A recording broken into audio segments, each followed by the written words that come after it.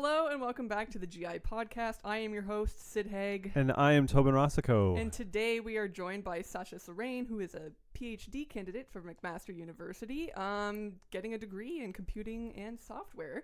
And she also happens to be part of the Game Scalability Lab, aka the G-Scale Lab.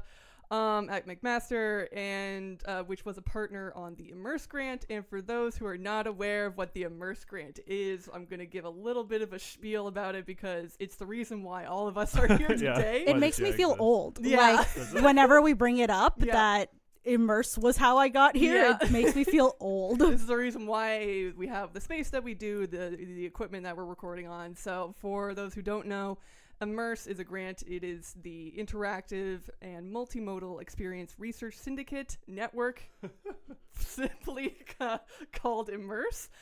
It was the University of Waterloo's first SSHRC partnership grant, and it ran all the way from 2012 to 2020. And essentially it was a grant that was meant to try and gather up the emerging scholars in game studies and research from various different institutions, and McMaster happened to be a part of that. So with that out of the way, thank you, Sasha, for coming down and joining us. Thank you so much for having me. This is really fun. Yeah, no, we always like getting to know who else is like out there in the games field, especially for those that are other institutions, especially since a lot of the first generation students at specifically the GI were more humanities based, but you're more into that kind of STEM field, I would guess. So yeah, it's the software engineering undergrad, master's, and through to PhD. And I think this is really cool. I love that you guys are doing a podcast because I think that having started games research in STEM back in 2015, 2016 was when I started my master's.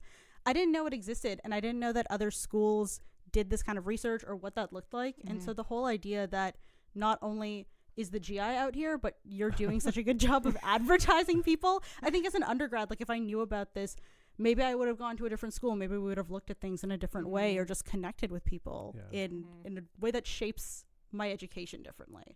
But this is cool. So we're going to talk about your academics. We're going to talk about your research, all that kind of stuff. But we'd like to start with every guest asking, what is your first experience or earliest memory of video games? Or not video games, just games in general. Games in general? Yeah. This is going to sound really, really, really weird. MS-DOS style floppies. Yeah. So there was this game called Hugo's House of Horrors. Okay. It's this indie, not a visual novel. It's a classical adventure game, but it's one of those like type-based ones where you actually have to physically like type in the interaction, and they do some like fake language processing to infer what you're supposed to be doing. Growing up, so I am the middle child of 5. My older siblings are 10 and 13 years older than me. All right. So I've had I grew up with 80s games in that way because of that. And I grew up with floppy games through to every other console because of it.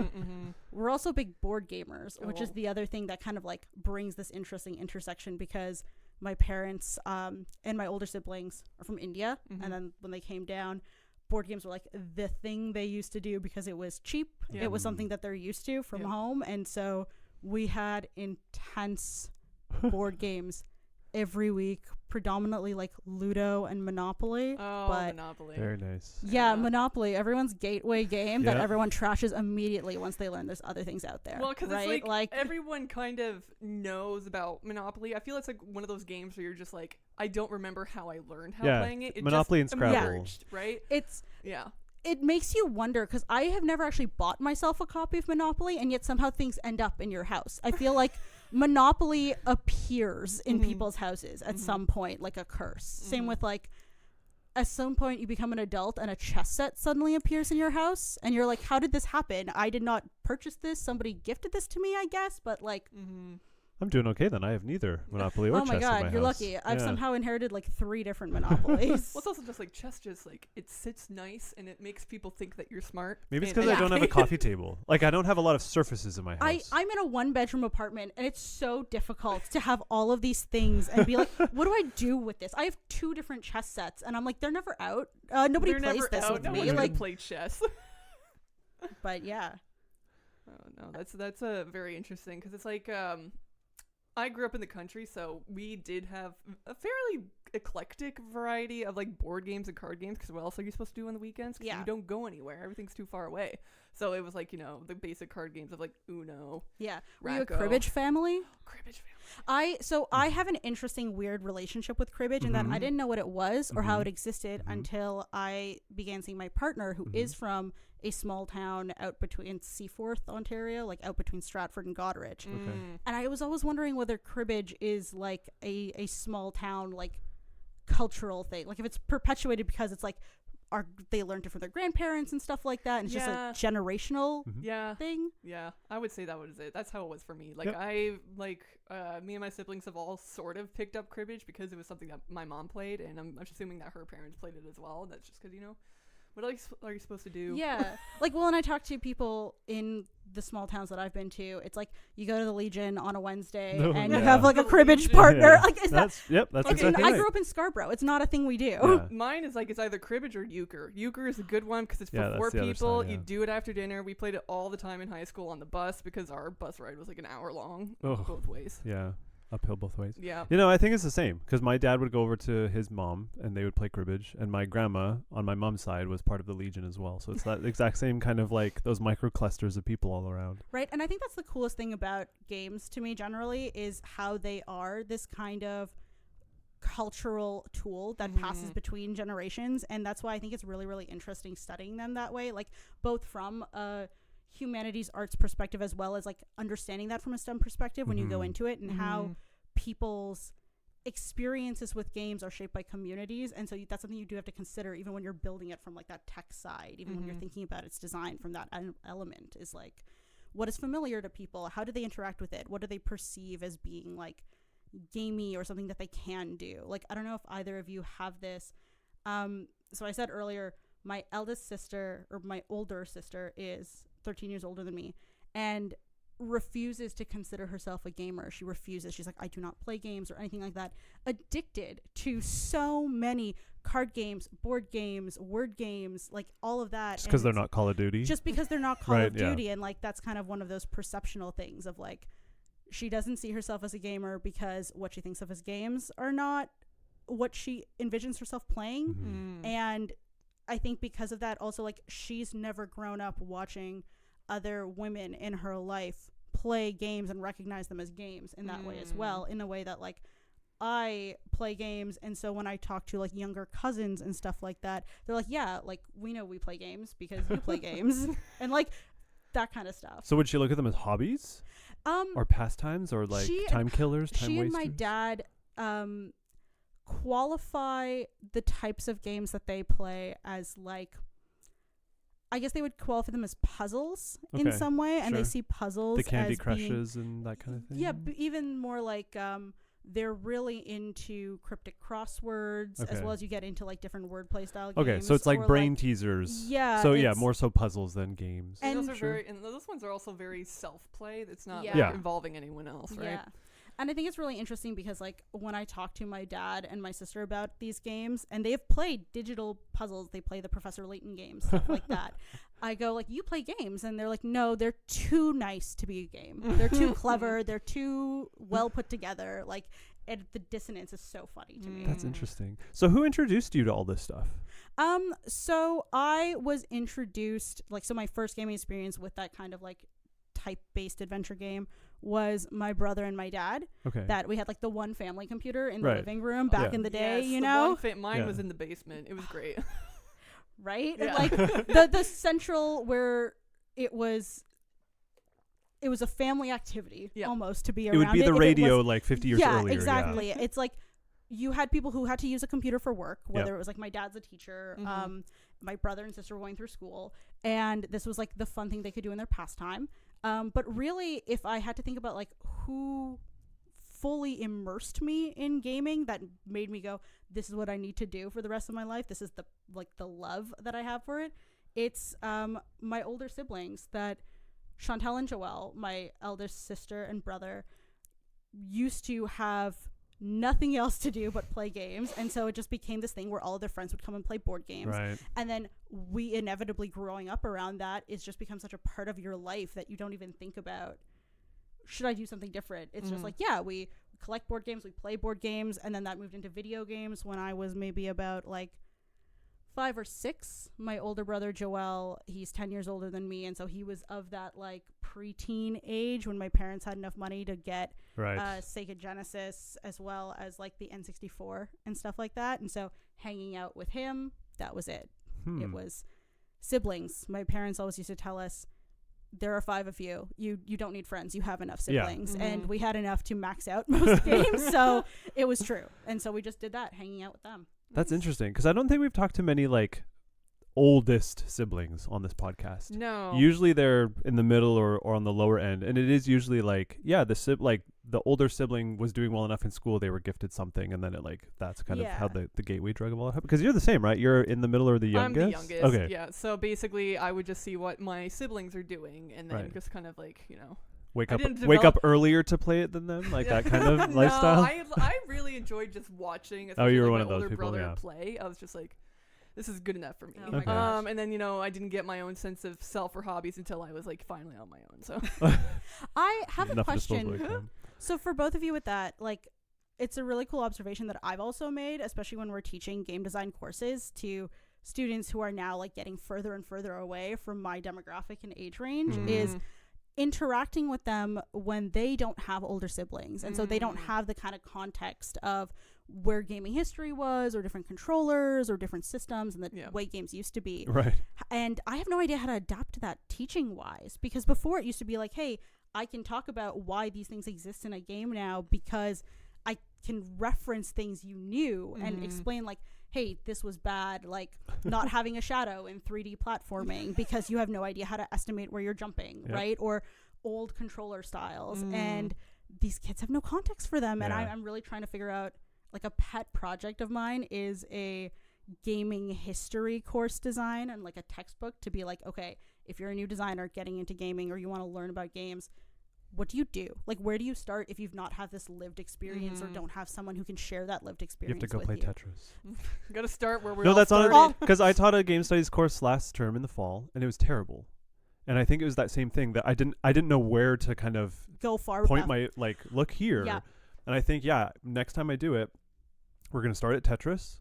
And then we'll like slowly hit some other kind of big milestones until we talk about the modern stuff. But yeah, I think you have to go back that far to show like this is like back then this was as good as there was.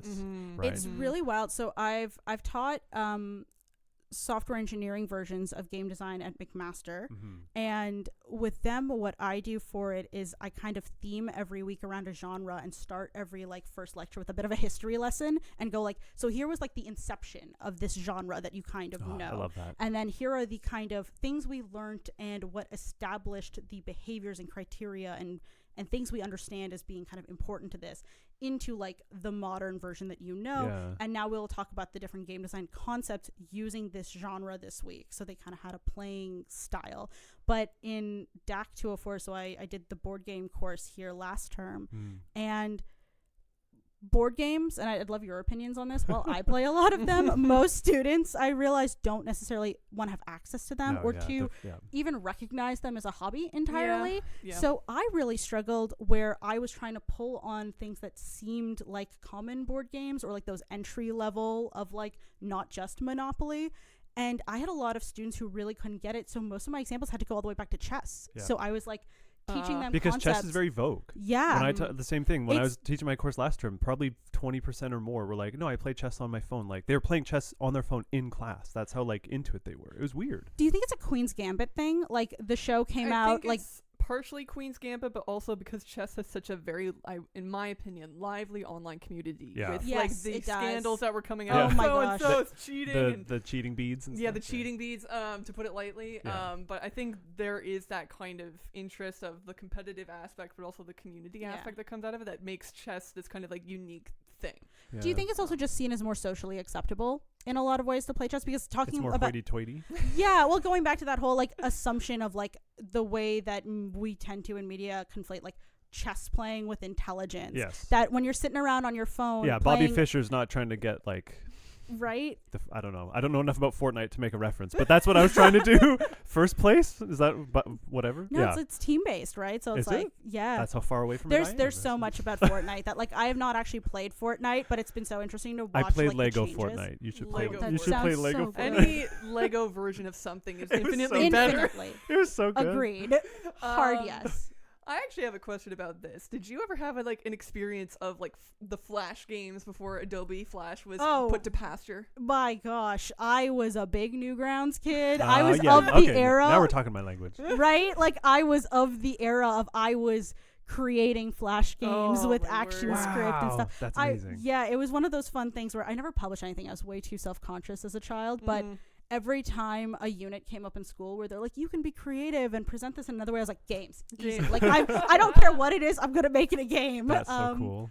But gosh, yeah, I almost don't know like where to start with old Flash games and how instrumental I think they were in both like modern indie movements and like the start for so many people, as well as just like the experimental fun nature of like giving people the ability to figure out like I'm just going to try something and it doesn't have to be interesting or successful. It's just really for me and like seeing how that goes. I find it so interesting because it's so like if we're talking about like how do we even like introduce students to games in general and more from a historical standpoint to show like the progress of the development, we have like a missing chunk of what Flash games used to be that's because true. they're not there anymore. Yeah. Like unless if they were hardcore archived somewhere, they just don't exist. Yeah. Like I was trying to find some with a friend not too long ago just because we wanted to relive nostalgia.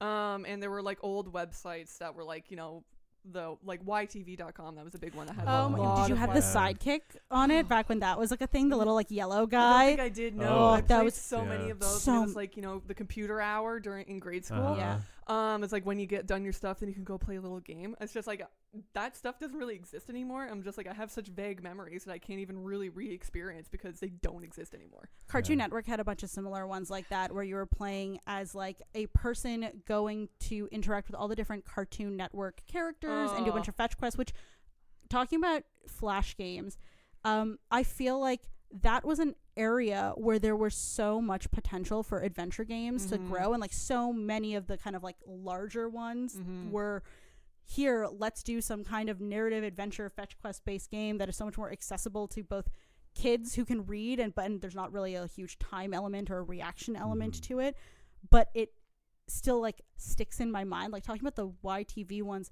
did you ever play the Flash game there where they're like organizing a summer beach party? I think I might have. Do you like, yeah, you're like, it's the last day of summer or something, and like you have to go around and set up for the sickest party that's gonna hit. And I'm like, I think I was like 7 or 8, be like, this is gonna be great. Like, exactly we what need I to get want. this stage of this band for this party. Yeah. No, But- they were very much part of like children's media, which is kind of hard to like access these days just because it's all kind of like blurred together in terms of how things are made and like marketed. And yeah, it's just kind of like really unfortunate that we kind of like lost this chunk of stuff, this chunk of media that we can't really get back to anymore.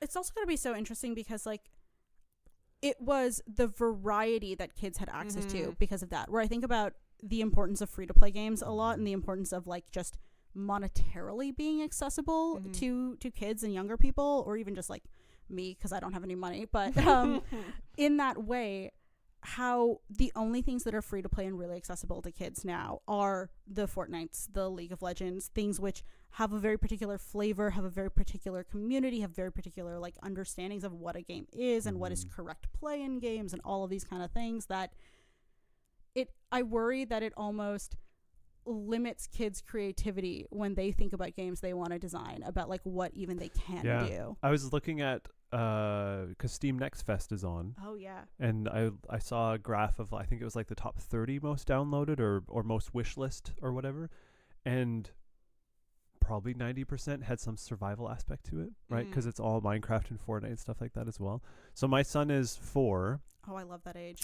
And I wanted to put a footnote that we got him potty trained by giving him a 3DS and saying, "Hey, play Mario Kart." That's how he potty trained was, because he wouldn't stay on the potty otherwise. Anyways, so that's an aside. But so he's not playing like Minecraft and Fortnite and that kind of stuff. He'll watch some people do it, but the group that he plays with are probably 6 and then 8 and 10, and all they talk about is Minecraft. Yeah. Right? They have no other vocabulary for games other than Minecraft. And he's like, let's play Pokemon and Digimon. They're like, what are you talking about? It's Minecraft. Yeah. I think it's so funny you bring that up. So I have 2 nephews who are now 8. He would kill me if he said 7. His birthday just passed like a couple of weeks ago. And then the other one is also 4. Okay. And I'd love to get your opinion on this because I also am their gateway to games. Yeah. And so they went through the Pokemon phase, the like basically a lot of franchises that I had access to, or weird indie things. Like Kal-El's first game was Watam. I don't know if you know either of that. Do you know Katamari Damacy? Okay, so the creator of Katamari Damacy has this other like very kitsch indie like weird little game where you're abstract items that are like living in this floating void that are sad because they're alone, and as you kind of come together and interact with each other, like worlds keep getting added. It's very, very neat. It's definitely not what a lot of kids will ever play. And then he played Journey as his follow-up game. And he's just drinking the fine vintages like, right off the bat. I have a friend at Noel Brett who at some point might be we want to get them on board. We plan. But they always describe it as like your nephew has the taste of like a 25-year-old hipster like games because he loves Devolver Digital games. He loves like he's got that kind of sassy sense of humor because of it too. And it's funny because even with all of that access, he got Minecraft and it's still down that rabbit hole. Like everything, his entire personality is Minecraft. He's now got the 4-year-old on Minecraft because of that, and it's wild. And I think at that point it's then the community thing, because other people are playing it, and especially if you get online, then that's the thing, right? Like I grew up in the era where for my teenage years it was everybody's on Xbox 360. Yeah. And if Minecraft was on Xbox 360, that's what we would have been doing. I don't know if we would have though back then, right? Because it's like, oh, I'm 17, am I gonna go build? I don't know if I still played Lego when I was 17 and 18. But I don't know if I would have been like comfortable enough with myself to be like, hey, let's go build things. Like that vocabulary doesn't sound like something a teenager would have done back then, right? Because it's like, no, we could kill Nazis or we could go build stuff. I think that it's a shooter. Let's go on Halo. Halo. the verbs didn't sound the same. I think it's so fun because I always describe myself, and I feel like we're in a similar age range here, as just being too old for Minecraft when it came out. Like I was in high school, I definitely like saw it as something that younger kids would be into, and now I'm talking to kids where their first gaming experience was Minecraft, and that is very much what characterizes their life. And when I see them play it though, like the conception I have of Minecraft is this like very fun, very like building thing. I know there are some survival aspects to it, but I tend to see people make their own game types or play in creative mode. But when I'm seeing like younger people, like the 8-year-olds play it, they're getting into more of that survival element. And I start to wonder if it's almost like as a sandbox prepping them for future games and like future types of gameplay. Yeah, because I mean it's a very short jump from Minecraft to Skyrim. Yeah. And then from Skyrim you would go to what? Red Dead Redemption 2? Oh, yeah. Definitely I feel like you would jump more into what we would call quote unquote like mature games. So like the Grand Theft Autos. The Grand Theft Autos, or the Last of Us. Switchers. Yeah. True. The more gritty type of games that have more of that aspect of play, but also gritty realism. Yeah, I don't know. It's weird, and I don't remember when Minecraft came out. I know wasn't 2012, I think. Okay, so I wasn't even in Canada, but I never grew up with a PC. So that's the other thing, is my whole experience has always been consoles.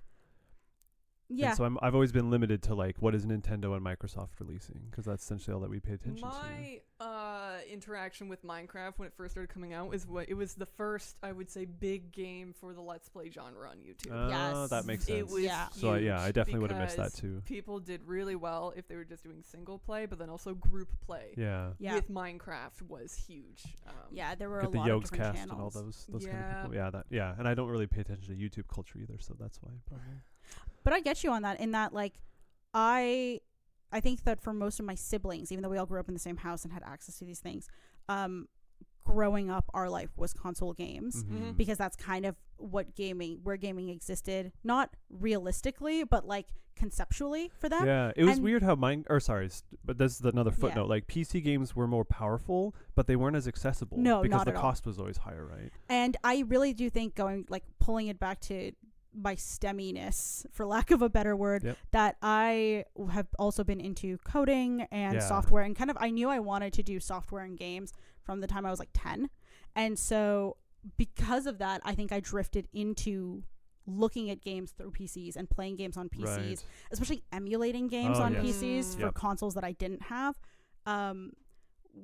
in a way that like, unless you were into that kind of like techie element of Yeah. gaming culture, you might not have had access to, or you might not have been like interested in. Like I think about, I really was into the JRPG era of like All right. games. I'm talking my language now. Yeah. Right, Yeah. right. Yeah. And Tell me you more. go through that into like anime and visual novels, Yeah. and there were a bunch of things that I wanted to play that were not in English. And Yeah. so I remember being like 14 and learning how to hook up a text grabber Yeah. to the game, so that way it would, as I was playing it, grab the written text, run it through an auto translator for me, Wow. and then going through and being like, I am playing my girl dating sim here, my Alice in Wonderland style dating sim, through the most weird techie way Yeah. possible. That's amazing. And that's how most of my like coding knowledge even came about, was just going, I love games. How do I make sure that I get to play things that I otherwise can't afford to play, or just like are not accessible to me? How do I Yeah. make it work? Oh, I love that so much. Mhm. All right, so let's follow that thread. How does that relate to your dissertation and what you're currently doing? Oh wow. So I think, so for some context about my dissertation, what I am currently researching is the kind of atomic challenges behind video games. So if you think of a game as just like something you're doing that's a task, Mhm. we can see that anything you're asked to do in a game is really a series of tasks like stacked on top Yes, of each yeah. other, right? And so getting down to like the individual things you're being asked to do that are common to many different games, what are the actual like cognitive and motor requirements behind doing that? How do we define the design around that, and how then does like the design or the mechanical choices and stuff relate to those cognitive and motor requirements? So like the really quintessential simple example that's I use all the time because it's obvious is, if you live through the era of like QuickTime events and button mashing, it makes intuitive sense that obviously some Nice. people cannot like Yeah. physically button mash. that was fast your enough. ICGAN paper, right? That was Okay. my like ICGAN bit, and Yes. my ICGAN stuff was kind of the high level overview of my thesis topic. Mhm. And it kind of sprawls off into different things, like if we're playing the same challenge using different controllers or a different presentation medium even, is it the same? Are the requirements the same? Does it feel the same to the player? Like, and this is really cool when you look at things like the Switch, which lets you move between handheld modes to docked motion controls versus docked but with like a controller and stuff like that. Even though it's objectively, with like air quotes, the same game, because it's still Animal Crossing versus Animal Crossing versus Animal Crossing, the control types entirely can change Yeah. how you play, the perception, how easy it is to control, as well as like your distance to the screen, as well as then considering how do Animal Crossing is kind of a bad example because of how open-ended it is Yeah. and how many like Mario different types. Odyssey though on Switch. Mario You Odyssey. can almost not play it without would it be motion controls, right? You have to shake the Yeah. controller and stuff like that. Yeah. Yeah. And so how it kind of relates back to like my history with coding, with STEM stuff, is when I was an undergrad, McMaster used to have a bachelor's of software engineering and game design. It was like a specialization in there. And I knew that I was going to do some type of engineering. I knew it was going to be software engineering. Mhm. I actually applied here as well, but it was the options here. I got in for mechanical engineering here and then software and game design at Mac. And I was like, well, I'm not going to pass up a game design Yeah. degree. Yeah. Because I didn't know that they did game studies stuff here. Yep. But in doing that, I learned all the software design and like how to think about the software design of these challenges and how to kind of view them through that lens. And then in my fourth year, I took a human computer interactions course, which really kind of showed me how to include the people in the game Oh, system very cool. Yeah. and see that interaction. And so when I got a chance to try research in that HCI course, I went, well, instead of just making games for a development company and implementing someone else's kind of stuff, I really want to do games research. I really want to see what that's like. And that's kind of how I ended up here, looking at simultaneously the game design of it and then into using like software engineering techniques and mindset to looking at the controllers and how that interacts and interfaces with these systems and stuff like that. Because often it feels intuitive to say something is different, or it feels intuitive in a lot, or doesn't really feel intuitive in games to point out what's going on in the design. Many people look at the game, think about it holistically, and that's great, and I love that, and that's exactly the experience I want for people is like a holistic experience of the game. But it's neat to see like how can I break these in different ways, and what about its design is fundamentally broken versus its like code is broken, because for a long time it was just the only way to kind of think about games as being broken is seeing their code as broken, as opposed to being like, no, look at how like the mechanics create this particular type of play that creates this particular type of experience, or can end up to, when it's taken like this nth degree, breaking it and breaking the system or breaking the player, or generally just making this game feel sucky and like you don't want to do it.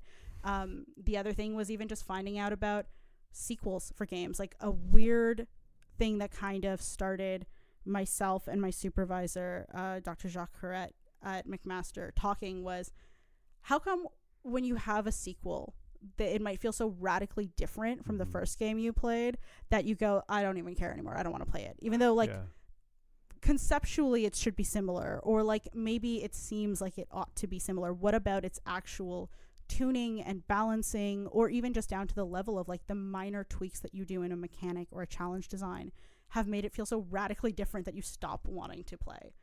And so it's stuff like that's been kind of neat to me, and it's almost less about the code and more about the design. And as I understand it, that's the difference between like engineering and development. And so that's kind of how I got into that. I'm not sure if I answered your question. I don't know where we really started with that. I wanted to ask Sid, has there been a Halo sequel that's made you go, this isn't for me? Oh, that's a good question, because I love all of them. There are 2 RTS games, Halo games. My gosh. Yeah. I just look at it for like the lore, but I'm like, it's not really a type of game that I'm interested in. I heard the first one was pretty mid. The second one was a bit better, but fun idea. Like, and it like works great, perfectly well in that universe. Yeah, it works perfectly well. I'm just like, that's not the type of game. Right, yeah.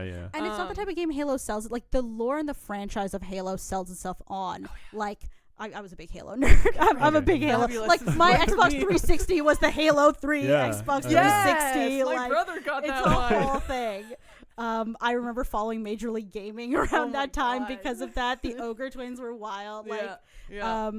But yeah, no, and that's a huge part of like even what I'm interested in when it comes to understanding challenges in my dissertation, as it relates to not just like the controller mechanisms, but also like the design aspect of it, because there's so much you can do with a franchise.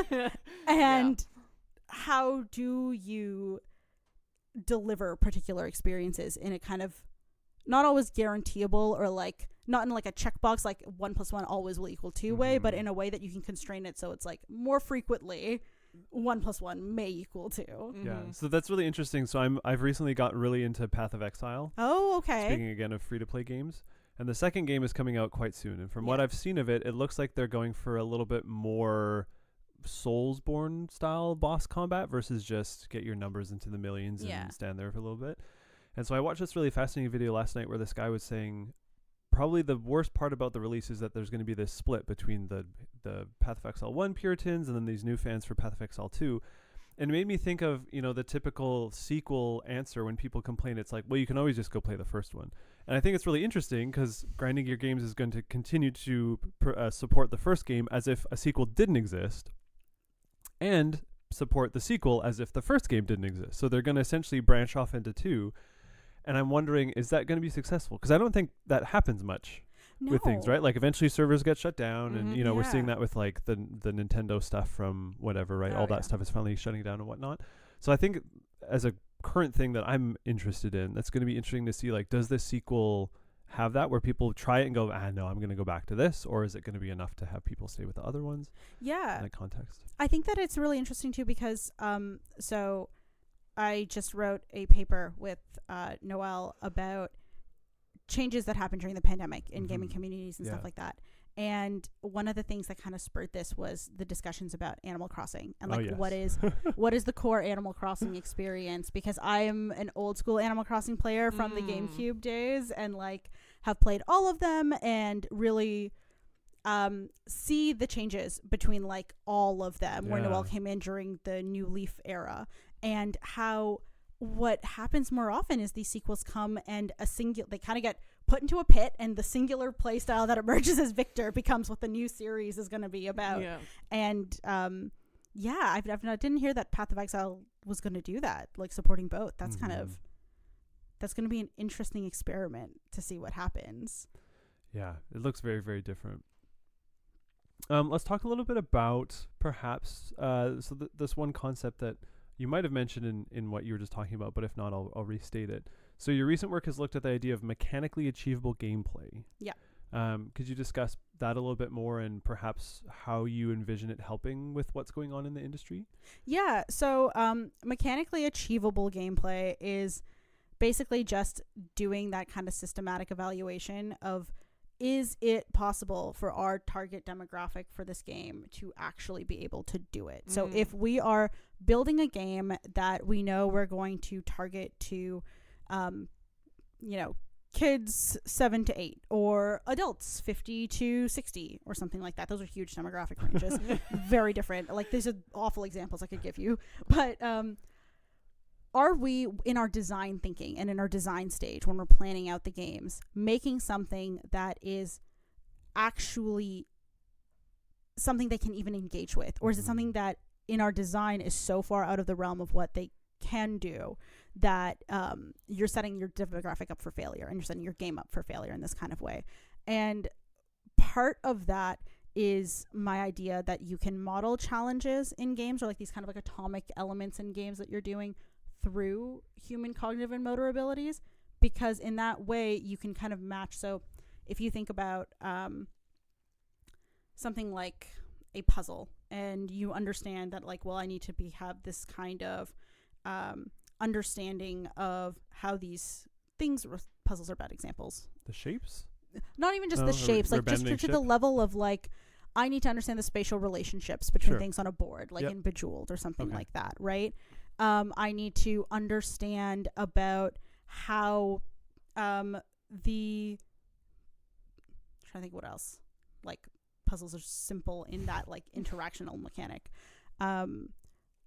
Let's talk about something like Halo, right? Let's talk about something where a shooter, so you've come in and there's the ability to actually manipulate the gun. There's the ability to move around and do the 2 joystick like camera control and motion movements.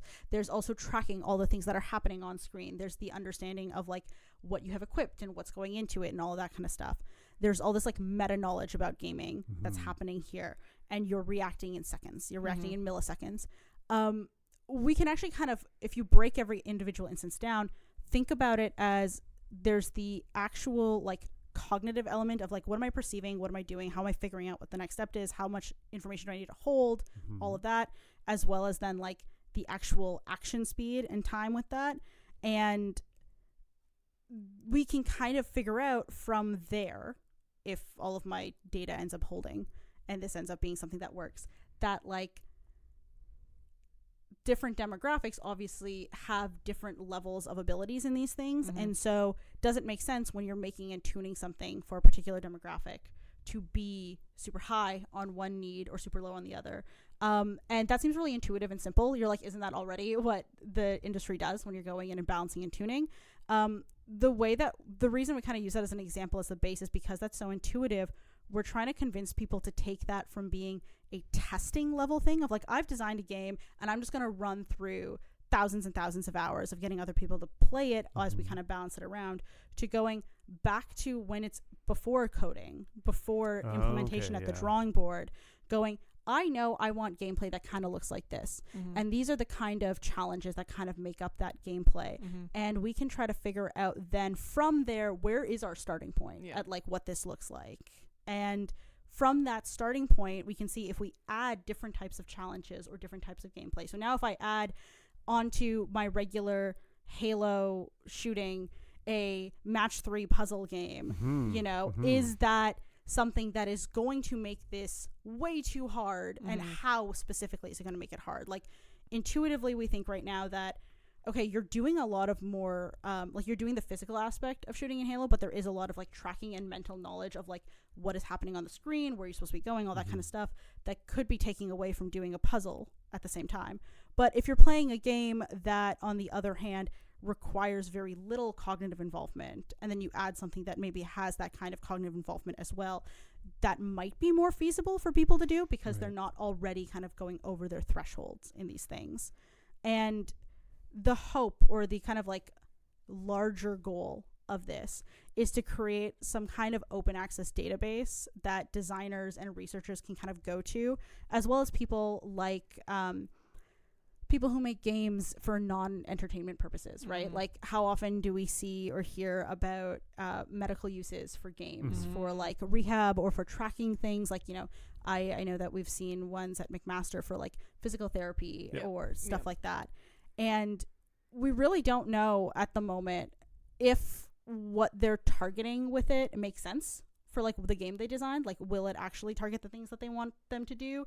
Or even with that, like, how can we build different types of games that might target similar abilities without being the very like obvious elements of it? And so it's kind of just a lot more exploration in the space of like game design domains, and figuring out,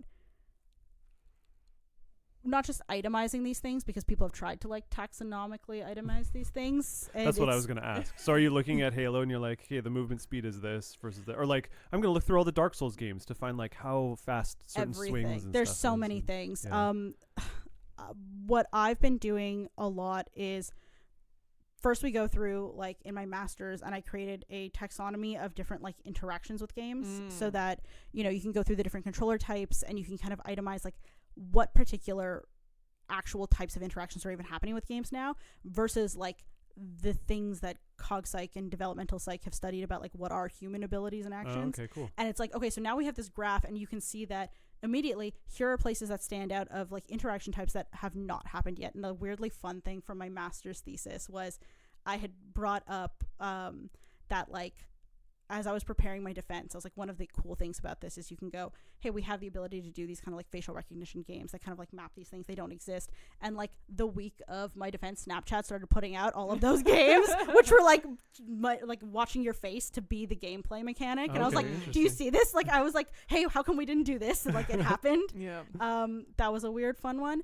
But at the moment now, it's also moving into the level of like, I spend a lot of time purposefully failing and breaking gameplay in order to understand what's really happening behind the scenes on it. So I've been focusing a lot on like Mario Party games, because they're really like small and atomic, and they ask you to do like one thing at a time. When we do, like, I've done some larger case studies of like bigger games, but there's so many things they're asking you to do that you get a little lost in the sauce when you're trying to explain to other people, especially people who don't play games. I don't know if that's a problem as much here, but I know for us, you often are defending your work to people who either do not see themselves as gamers, or the last kind of game that they've really engaged with or played was Pac-Man back in the arcade. And so when you're trying to talk to them about like, here is what like a very intense interaction in Skyrim looks like, or here is what like the many things that are happening in Papers, Please, or something like that. They don't get it. They takes so much build up to explain a game first before you can get into what you're studying. Like, there's this one infamous like PhD dissertation by one of the previous members here, Steve Wilcox. He made a game, and basically that was one of the chapters of his dissertation. His committee was forced to play the game to understand the rest of the dissertation, because that's a problem that I'm kind of running into with, because I do more research in social media. It's just like, I'm talking about all these TikTok videos, but how do I incorporate that in a way that none of the meaning is lost of the original videos? Like, how do I do that in a way that's either summarizing it, or do I just have like some sort of component where they all have to watch these videos to understand what I'm trying to say here, right? What I've tried to do with that is I have a lot of images like the beginning of my thesis is very long at the moment. We're at like 300 pages. It's a Whoa. nightmare. Oh, my word. My master's thesis was also long. It's because a lot of it is this kind of context building for people who are reading it and who aren't necessarily involved in games. And what I've kind of landed on is I will do the word explanation, and then I'll have images of the games that I'm describing that are just clickable links to a YouTube video. And I'm like, you literally like this great. minute to this minute is what I'm talking about here. If you get it, cool. If you don't, like, please just click the link. watch it. I'm making it easy for you. No, you brought up a lot of interesting points, because when I was thinking of this in terms of how like people are brought into games and how they kind of understand gameplay is, so when I started picking up video games, it was Xbox 360. Yeah. It was Halo. It was only Halo. And because of that, I have a really innate sense of how to play shooters. I know how to jump and move. I know how much you should be moving your reticle or not. I know that you should always be reloading your gun. Oh my gosh. All of the time. Even if you only shot one bullet of 60, you have to reload. Versus my friend who grew up on the PS2 era of, you know, the Silent Hills and the Resident Evils, which are fixed camera perspective, survival, not much ammunition and that kind of stuff. And one time she wanted me to play like one game of her childhood, which was like Jak and Daxter. Oh, yeah. Of course, I've never played these types of games, so I struggled really hard. Like got through some of the puzzles and challenges, but there was one that I'm just like, I can't do this. Because I never grew up with this type of gaming experience, and I'm just like, I can't progress further than what it is. And I'm assuming that if she were to come over to like my shooter house, to put it bluntly, that she wouldn't know how to move through the world like fast enough to make sure you don't die. So yeah, and I think kind of like we've all been talking about game literacy in this way, and like I love that. That's kind of my like soapbox. Like that's my wheelhouse. That's my jam. Is I am obsessed with understanding both what is like game literacy, how do people build it, and what is like, what are shared game literacies anymore in this, because of the fact that so much of what I think of as literacy is built on my history with games. And like we talked about this earlier with how do you even start to talk to people about like what modern gaming is like if they don't understand the context of it. And that's the same question with like teaching people how to read and just basic like understanding of technology or social media or anything. And I like to think of my thesis as literacy from one perspective, and that there's like so many different perspectives to kind of tackle like how does one build or how does one even define or kind of look at it. Because one of the big examples I often give to people is the reason I'm looking at mechanical achievability and looking at the mechanical aspect of games at the moment is not because it's necessarily the most interesting, or not even because it's like the singular aspect to look at it, but because it kind of highlights how much design and literacy is missing from a general population in something. So I think about my mother-in-law, and so in my partner's household, they were also a big shooting game household. And unlike me, where we had a bunch of different games from different genres, that was her exclusive exposure to games. My mother-in-law was like, my child and my partner play shooter games. That's all I know games to be. And she was convinced she would hate them. She was like, I do not play these. I don't like them. When she has tried to engage with them, she cannot control in any way the movement. I got her addicted to Pokemon Snap, though. A game that is a shooter game. It's an on-rails fixed shooter, and suddenly she could do everything just because that context changed. Because suddenly the challenge, even though inherently both of them are you're aiming and you're shooting, and you have to think about like managing these kind of elements to it, that singular mechanical difference of the on rails versus not being on rails gave her enough space to learn these things. And then you kind of add to it the question of how much of that is also the difference in theming, how much of that is also the difference in like her understanding of shooting a camera versus shooting a gun, and her like relationship to those meta ideas of like what that means. That's the semiotics of that, right? Like that's some like Jesper Yule stuff. Of like, let's start you with Call of Duty. It's a bit too much, but no, here's Pokemon, and like you dumb it down, but functionally the mechanics are the same. And then it works, and then you can kind of branch over. I had a weird situation where I was wanting to get into the Soulsborne games, but I think it was the summer of 2018, something like that. And I just finished emulating a Castlevania Game Boy Advance game. Ooh, okay. And then I picked up Bloodborne, and I died a couple dozen times. And then I just realized this is just Castlevania, but in 3D. And now I can make sense of any of those games because I wow. understand it's all the same things, all the same language is there. It's just on a different plane.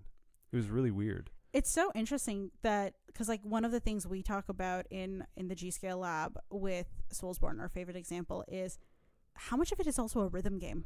Oh, that Bloodborne is totally a rhythm right. game. Like if you think about timing and the elements of like, particularly in those games, how every single boss fight, every single enemy encounter is like a dance. And if you understand the steps and you can understand the rhythm and pacing of this dance and song, you can play it blindfolded because you can use the other cues and your knowledge of it to just engage with the game. And I remember when those games first came out and like you get through that whole gaming community bit about how Soulsborne is so difficult. It's like this measure of how good you are as a gamer and how it's like it was hard for people to understand that you could engage with it in this different way that wasn't just I'm throwing myself into it and like dying a bunch of times. It's like, no, like if you're a person who has a metronome in your head and you gotta go with it, there's different capacities in which you can engage with this game. So another thing with literacy, and then I want to talk about the G-Scale lab a little bit. This idea of literacy for me now is really interesting because if I want to play a game or a genre and I know nothing about it, I don't go to YouTube. Well, I mean, I guess I go to YouTube, but I go specifically to speedrunning. Yeah. Because their knowledge of games is at the upper echelon of stuff because they understand the mechanics, they understand the code, they understand all of that kind of stuff. Especially since like these types of games that they play are like sometimes they can be really broken. Like I've seen a lot of interesting Sonic 06 runs, and that game is just broke as anything can be. So it's just kind of interesting. It's also why they choose the games that they do and why they get so good at them. Yeah. So do you dabble I'm in watching obsessed with speedrunning. Okay. I love having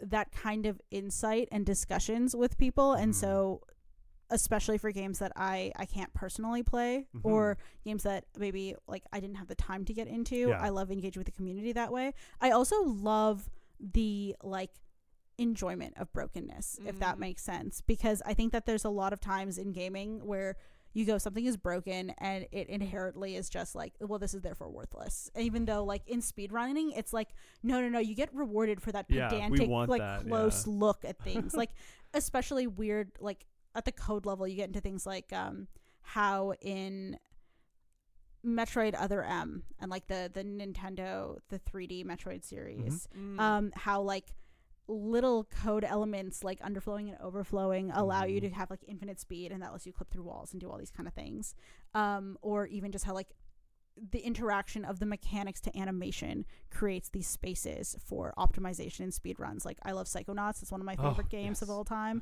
and I'm a big Double Fine person. But some janky games. Oh my god. Well, it's super fun to watch because you go through certain areas in the game where you're not supposed to be able to leave before doing something, and often there are invisible walls that go up super high to stop you from doing that, and they are higher than you could on average actually get up and levitate over and do things. But by exploiting the animation and the fact that like getting on and off this levitation ball moves you up by like a singular like unit in the measure, something that is almost imperceptible if you are fast enough at spamming that like on off motion, you can just fly. And then turns out the infinite walls only go up like almost infinitely, and so you can get over them that way. And I love that shit. Have you seen? So cool. Sorry, I'm not probably. No, that's fine. You can. It's fine. Have you seen? I don't know if there is a. Well, there probably is a term for it, but it's not coming to mind at the time. It's not arbitrary code execution. Essentially, you do a certain setup in Ocarina of Time, or I think you can also use Banjo-Kazooie, and then with that certain state, I don't think you reset. You just pull out the cartridge and put in a new one. You put in Paper Mario. Do you know what I'm talking about? I do. Memory manipulation at the level of old games is so fascinating because so much of console gaming and the history of console gaming from like a software engineering standpoint is about how you are limited in the hardware itself. Yeah. And so you had to come up with all these janky workarounds to get things to work. And part of that was having the like using the way that physical memory was storing pieces of information and states about the data on things like the N64 is like a memory card and the expanded memory card element, and then going, okay, now that I know that because it's on, this memory is going to be held. It's not going to be cleared in this kind of way. If I do that kind of hot swapping, when this game tries to, when this game tries to read what it thinks should be in there, it's going to get back code that it should never have been able to reach. But because the computer goes, well, I'm giving you this information, it has to do something with it, and it will end up doing different things. Like that's where the like if you go back to Pokemon Blue era, missing no like glitches and stuff like that, that's all memory manipulation. You use it in like the Mario speed runs, where often you're like using actions because the actions themselves are creating like instructions in memory that are kind of being stored, and then having the computer and tricking it into executing it that way is so cool. Not most recently, but maybe notably recently with Stardew Valley, when you could copy and paste and stuff, and you just get free things every time you talk to someone. I don't know if anybody else, like just for context for the listeners at home, if you name things in Stardew Valley using particular codes from the items list and other things, whenever the game has to load that name, it thinks that it is generating that item. And so if you name like your chickens, or you name yourself or something, like using these particular codes, and you just call up someone, or you pet the chicken and its name comes up, it'll just populate into your inventory, and it's such a game breaking element, but it's so much fun. So let's talk about G-Scale Lab. What is the history of it, and where is your place in it? So the G-Scale Lab came out of the IMMERSe grant, as previously mentioned. It's short for Games Scalability Environments, and what we originally were kind of looking to see in G-Scale was about how do game experiences, how does the design of games change when you're trying to maintain the same game feel, or the same game like nebulous experience or player experience across different size screens. So like very cool. In this way, it kind of started from the conversation of what's the optimal screen size to play StarCraft on? You know, like when you're doing something like that, and then going, well, then what's the minimum size and what's the maximum size, and like what happens in these kind of spaces. And StarCraft is one weird example, but like how does it apply for all these other games? Like if I'm playing even something like Fruit Ninja on a phone, intuitively I can have all of it in my field of view. My hand can easily get to different places. But if I'm now playing it on like a wall size screen, or like a smart board or something like that, and I'm physically going from a very fine motor based action to a gross motor based action, and having to maintain all of this. Is that the opposite? Fine and gross? But yeah, I'm learning some new things today. So I mean, I've learned lots of today, but I didn't know that was the opposite of it. Any of your like really precise movements with things like your fingers, fine motor control, and then your gross motor control, and those are. And it weird other interesting things as you age. So you learn as a child gross to fine. So like kind of the mnemonic for it is center of your body outwards is how you learn, and then you lose out of your body in. So as a child, learning manual dexterity is very difficult, but learning how to move your arms is what you learn first. So you learn gross to fine. As you age, you lose that manual dexterity first, and you kind of curl back in. And so that's one of those things you have to kind of account for in game design, or you should be accounting for when you're thinking about things like how the Wii was super popular in old age homes back when it came out in the early 2000s, because the manual dexterity of a modern controller is so overlooked as part of like the barrier to entry of gaming and the game literacy that goes along with that. Sorry, we kind of went off on a tangent. No, I love it. That's what makes this podcast unique. So that's where G-Scale started, and it kind of became the catch-all at McMaster for STEM-based looks at games. Cool. And so we covered everything from like my research, which kind of overlaps with that scalability question of like how does design relate to these kind of things, all the way through to domain specific languages for generating different genres of games. So going into game literacy and what makes a genre, we'd often have people going through and being like doing a very deep systematic dive on like all of these different, very different games inside a singular genre, and trying to pull out the core elements to create a kind of coding language that would allow you to define the gameplay and what the game should be like for that genre in this specialized language, and then the computer will interpret and create. And so you could have like all of these different variations and make it very specialized in that way. We have Geneva Smith, Dr. Geneva Smith now. She's finished her PhD. She was looking at character believability in games, and how do you create NPCs who could actually maintain their own emotional like valences, so that way when you're interacting with them, it makes they make sense as a person in this world and not as an arbitrary NPC. Even down to like, I'm trying to think of some other like different things we did, but we're kind of all over the place because of that. And our catch-all, our term is really just games from an SE perspective. And SE is used super broadly in that case with like a little asterisk beside it of, you know, we cover from traditional software engineering through to like modern like theories of software engineering to programming language principles and like generative stuff, all over the place. Can I do a footnote and then have you ask your question? Yeah, go right ahead. Because I love the idea of like scalability of games. Yeah. So I grew up mostly playing handheld, Yeah. right? Because that was my thing, right? I could have a Game Boy Advance SP, whatever. And then when I got more consoles after university, we were playing on like a 24-inch monitor. Yeah. So that's where I started playing Bloodborne. Okay. Okay. And then, so I was used to being able to see everything all at once because it was so small. And then in the immersion lab, they have, they're probably a little bit bigger than this. So probably into the 40s, maybe the 50s. I think that one's like maybe even like a 55. There's a huge one in there. It's definitely the 50s. So it was that same summer I came in here, I think before one of my classes, I was like, I'll do the opening area. I know it, you know, just to kill some time. And because the screen was so big, I literally had to like turn to see all the corners. And through the whole time finishing the game a few times before that, I'd never had any jump scares, never was actually scared of the game. And I was like losing my mind because things would come out of the corner and I couldn't see them because the screen was too big. It was terrifying. So well, and it's so back to my Switch Lite I go. Well, so yeah, I think the Switch is kind of like down. the Switch is the coolest thing about that because I think it's one of those ideas that until you've like viscerally felt it and lived it, you don't really think about, because most people, when you're playing games at home, you've got your setup and that's it, and you adapt to it, right? Like you understand what that's like, and you're not really trying things out between these different sizes and like systematically like evaluating your own experience of it. But the Switch has introduced that in an interesting way, being able to go from handheld to TV console, because many people, not most people, I don't know if it's most people, so I'm just going to say many people, have significantly larger TVs in their home now than we did growing up. And the Switch handheld is significantly, therefore, smaller than all of these TVs. And you can talk, when you talk to people, it's really interesting to ask them what their preference of play is and how that changes for different games on the Switch and what they actually care about because of that. Like,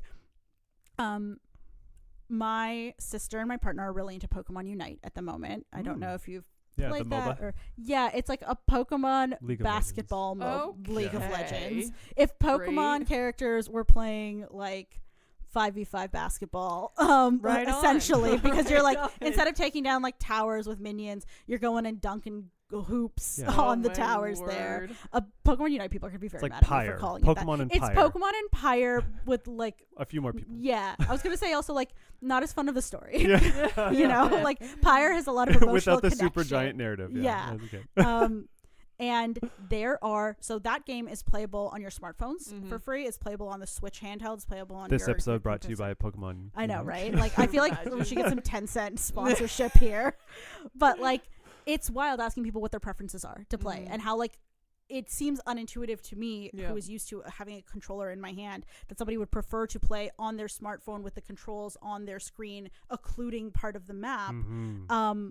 But to them, the idea of like having it on a big screen is wild, because they're like, I can't see everything. I feel closer to the action this way because I have another footnote for that, but we'll take it up after the show, because I think that I love it. I've had an experience with that and I want to talk to you about it because I think it's interesting.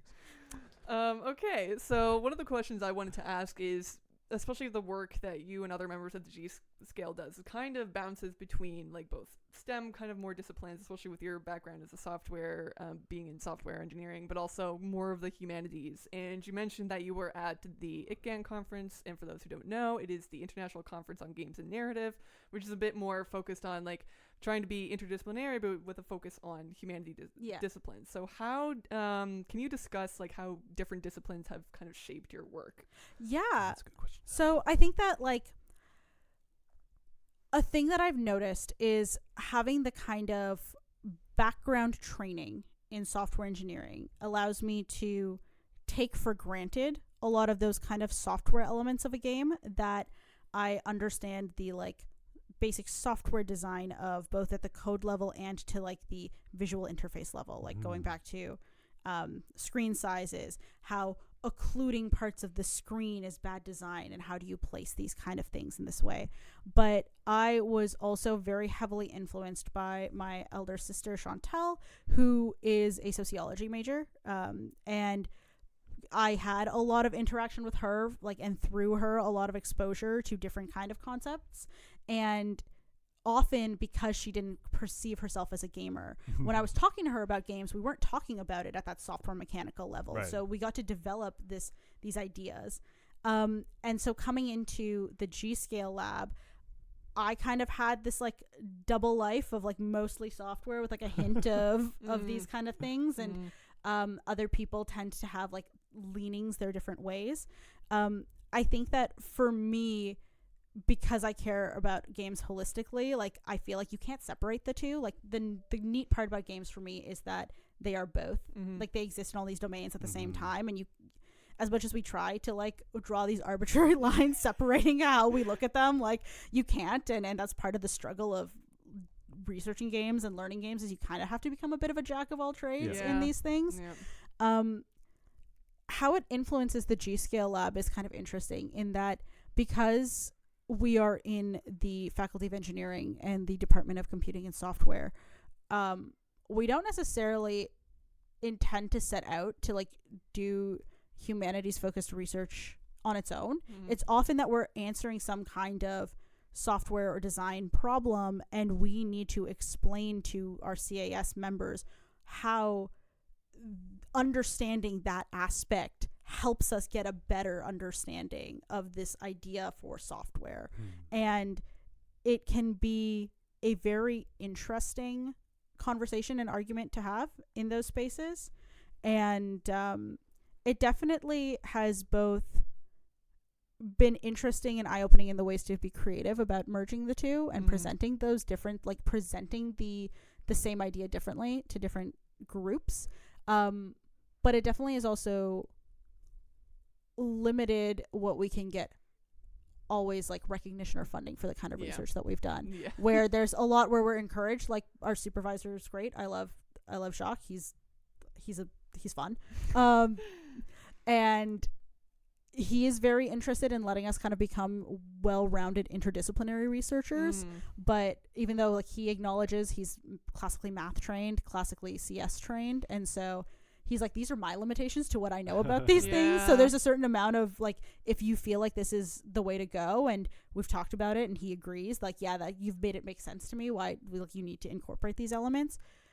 His bit is like, how do I connect you with people who might be able to actually teach you this or help you with this, or like where can you go to do things? Like IMMERSe was a big part of that, being able to meet with other people who have these kind of multidisciplinary trainings, as well as even just being then able to reach out and take other courses places. So like for us at McMaster, when we're doing our PhDs or our master's degrees, the courses we're taking from the same pool. So like because I stayed at McMaster for my undergrad, master's, and PhD. The triple crown. I know, right?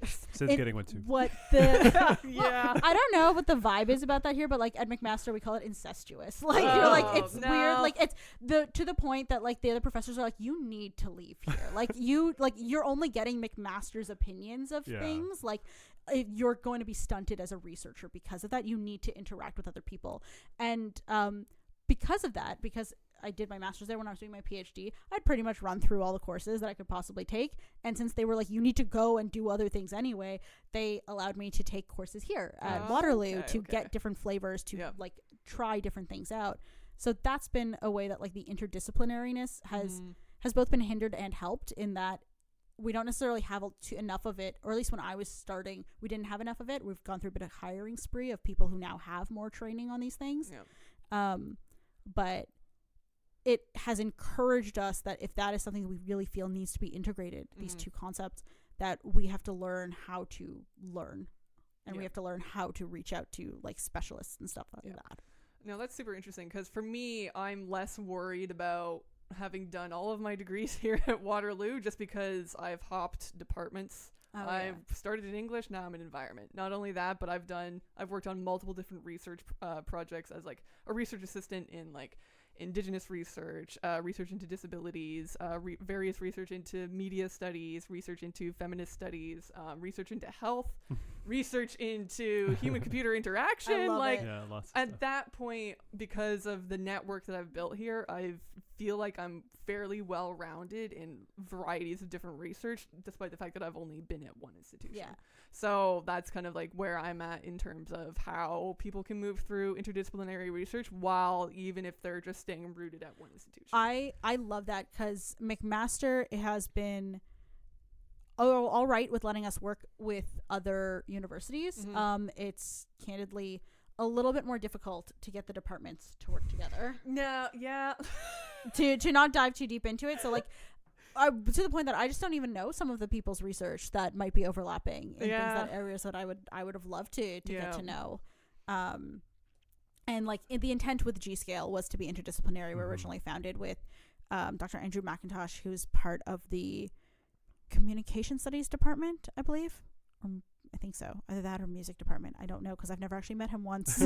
And I found out last term that they're running the same like game design course that I run in software, but through like that department, through the Very communication cool. studies. And I was like, whoa, why is this not one course? Like, why are we not cross-pollinating in these kind of ways? And it's been, Money. to be honest, like everything. Yeah.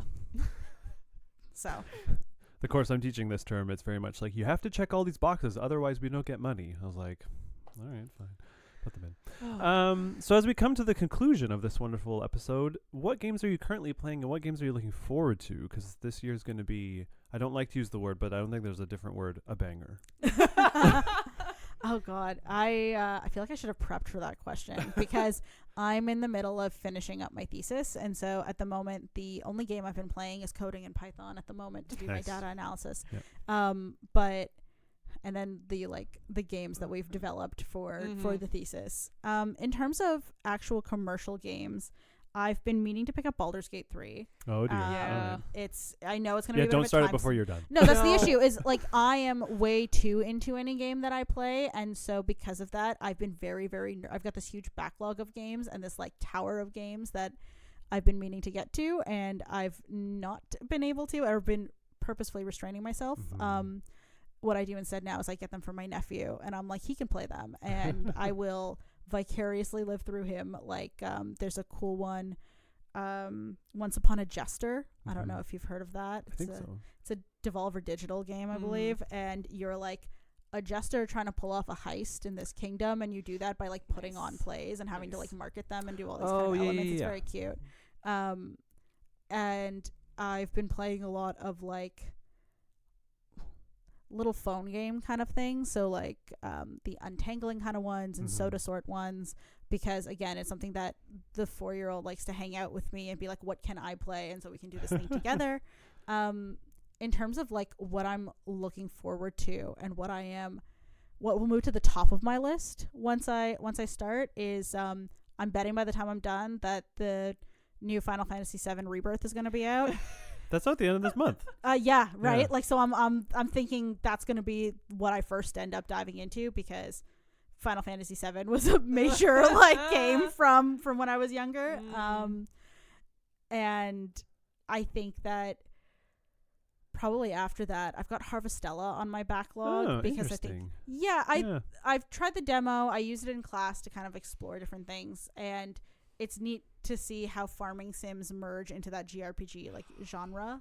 And well, it's so neat because I think a lot of times we get into this space where like people are so used to like singular genre play styles and like what is in vogue and what is not in vogue, and so like the ideas of what is a good farming sim and like can it interact in a 3D space like this and like what does it look like that's different than Harvest Moon is so neat.